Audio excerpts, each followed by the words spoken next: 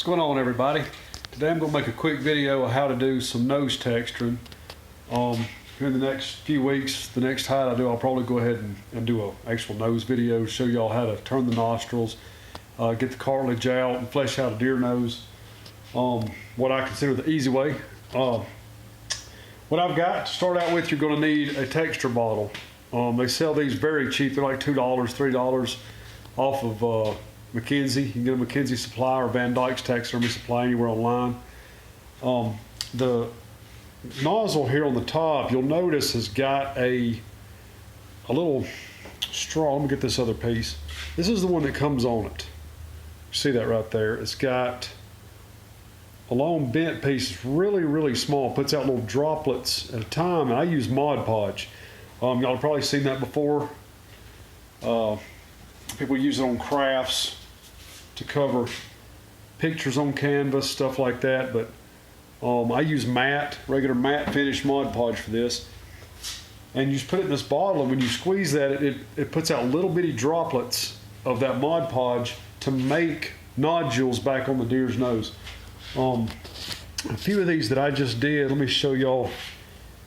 You can see where that's still drying right there on that nose, and then as they start to dry a little bit more, you can see how that's beginning to texture.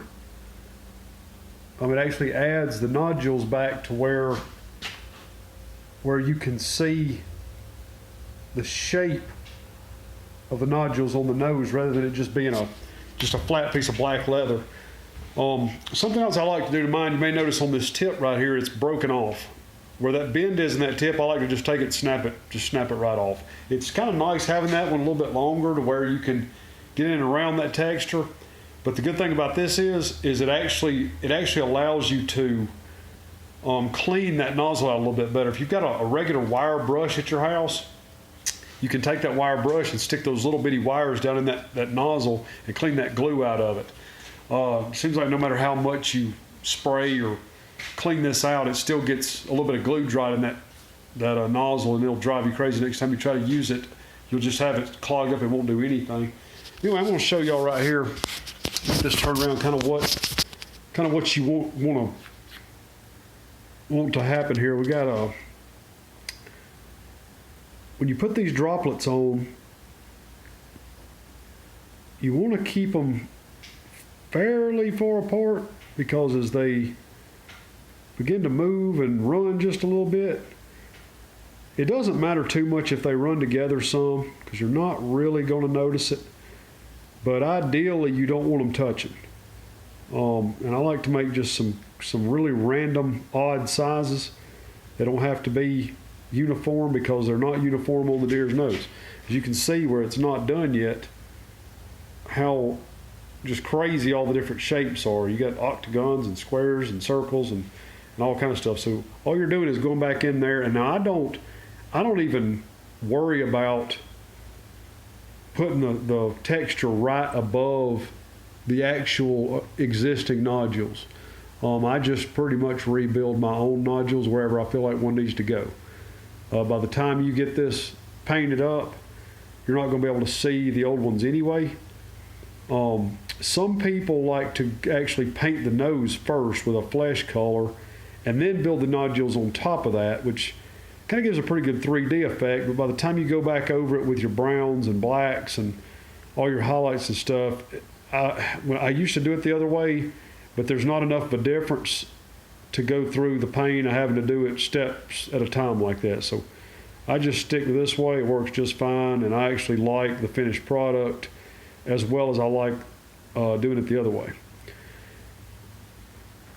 But anyway, you'll just follow that around, like I said, the whole nose pad. Anywhere that there's black nose pads, you're going to want these nodules all the way right up to the very edge of the fur line on those nostrils.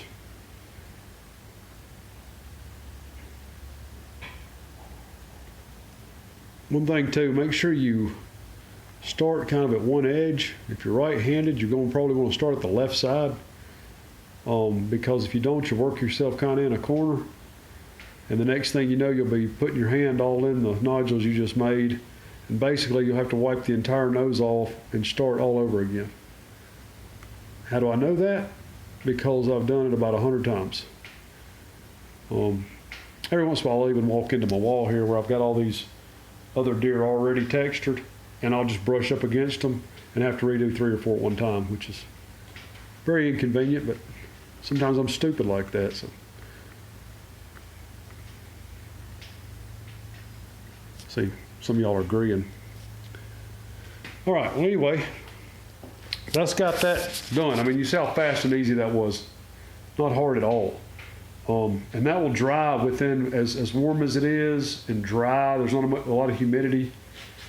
It's going to take, I mean, this deer right here was done probably 10 minutes ago. And you can see it's already starting to dry. It's almost completely dry. Main thing is, if there's still any white in the nose, like on this one right here, you can still see a little bit of white in some of the nodules right in the center where it hasn't dried completely yet. You don't want to paint that or finish it until it gets completely dry, because what will happen is it'll trap moisture up under that Mod Podge, and as that paint dries and all, it will try to, the moisture will mess everything up. It'll try to bubble out, or it'll try to dry funny. It has an odd texture to it. Don't work well with paint at all. So let it dry completely. Give it, an hour or so before you try to go back over it with paint. But anyway, that's going to conclude this video. And if you haven't already, please hit the like button and subscribe to my channel. It doesn't cost anything to subscribe. It's not like a subscription to a magazine or something. It's kind of like following somebody on Facebook. But anyway, until next time, we'll see y'all later. I'm out.